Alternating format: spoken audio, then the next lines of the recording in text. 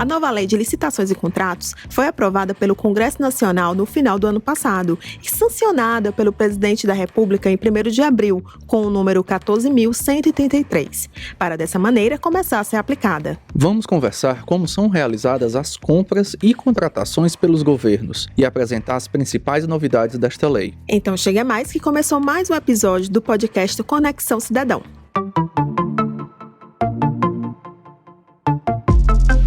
Quando um ministério, uma secretaria estadual, prefeitura, necessita adquirir um produto ou serviço ou então realizar obras de engenharia, uma licitação é feita. O ente do governo verifica a opção que seria mais vantajosa, seguindo procedimentos previstos em lei. É válido explicar que após selecionar a melhor proposta, o governo realiza um contrato, que também possui regras específicas. A principal norma que regia as licitações e contratos da administração pública era a Lei nº 8.666 de 93. Com o tempo foram surgindo outras normas para guiar gestores e servidores, como a Lei do Pregão, de número 10.520 de 2002, e o Regime Diferenciado de Contratação, o RDC. Carol, eu vou fazer uma pergunta que eu tenho certeza que muita gente deve estar se fazendo agora. O que motivou o surgimento de uma nova lei sobre esse tema? A ideia seria basicamente criar uma norma mais moderna, considerando que a lei até então vigente, e que ainda está vigente,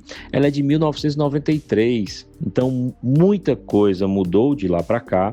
Muito se pôde verificar que não seria interessante manter, outros aspectos foram mantidos na nova lei, mas o objetivo do legislador é sempre esse, aperfeiçoar o sistema. Quem falou com a gente foi o procurador Felipe Guimarães. Concentrar várias leis em um único documento é realmente uma ótima forma de ajudar a vida dos gestores e controladores. Esse é, inclusive, um dos pontos destacados pelo professor e auditor de controle externo do TCE Sergipe, Ismar Viana. Quanto à consolidação da Lei 10.520, que instituiu o Pregão, a Lei 12.462, que instituiu o RDC, e a Lei 8.666 de 93, dentro de um texto só, isso induz uma codificação, isso facilita a sistematização, isso facilita a vida do parecerista, do gestor, do controlador, que terão, dentro de uma lei só, aspectos relacionados a licitações e contratos administrativos.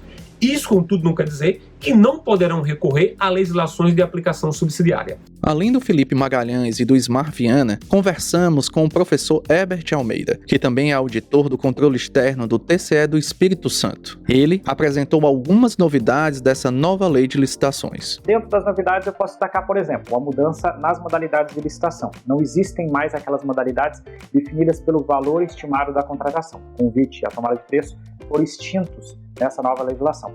Além disso, o próprio regime diferenciado de contratações também vai deixar de existir.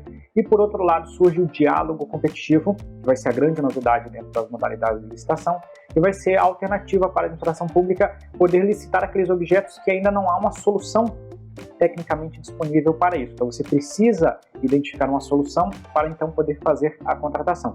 Nós temos também mudanças pontuais nos critérios de julgamento da nova lei de licitações, como, por exemplo, o critério de maior retorno econômico, que vai ser aplicado àqueles chamados critérios de eficiência, quando a administração pública busca reduzir as suas despesas de custeio. Nesse tipo de contrato, o contratado ele vai ser remunerado com base num percentual da economia que ele gerar para a administração pública. Por exemplo, vamos imaginar aqui uma grande obra que gera uma economia, uma redução de gastos de energia, e essa contratada será remunerada a partir desse percentual de economia que a administração pública sofrerá. Nós também vamos ter mudanças muito significativas na parte dos contratos, como, por exemplo, novas regras sobre as garantias contratuais e novas regras sobre o prazo de vigência dos contratos.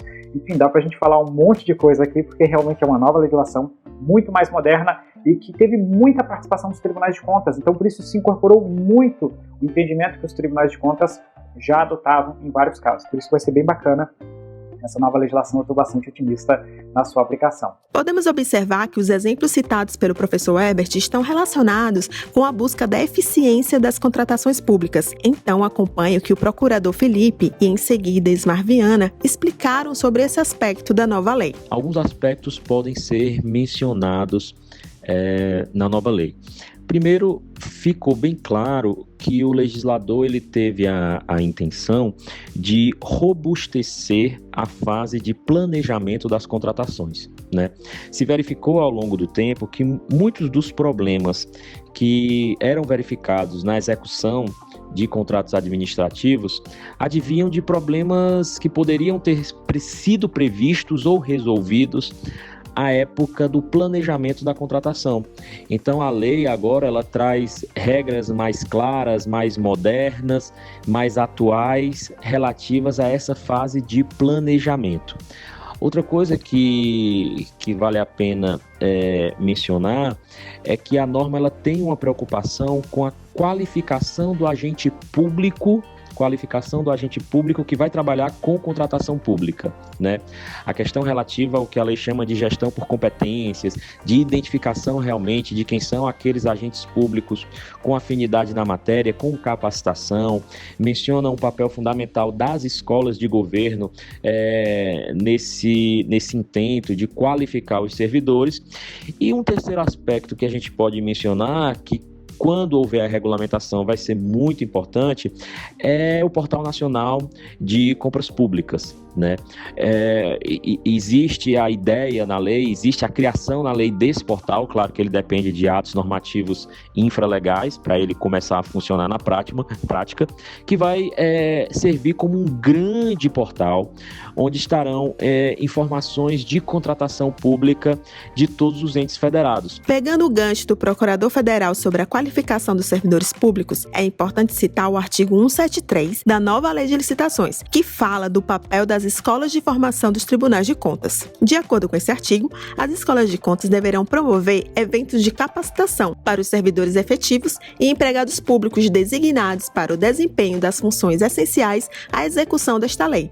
E Carol, quando a lei começa a funcionar de verdade? A nova lei já está em vigor, podendo ser utilizada pela administração pública de âmbito federal, estadual e municipal. Só que nos próximos 2 anos, a legislação anterior continua a funcionar. Portanto, durante esse período, a gestão pública pode optar entre a nova lei e as regras anteriores. E essa escolha tem que estar presente no edital de licitação ou no termo que fizer a contratação. Conforme a nova lei, foram levadas em consideração os municípios pequenos, com até 20 mil habitantes. Eles terão 6 anos para se adaptarem às novas regras.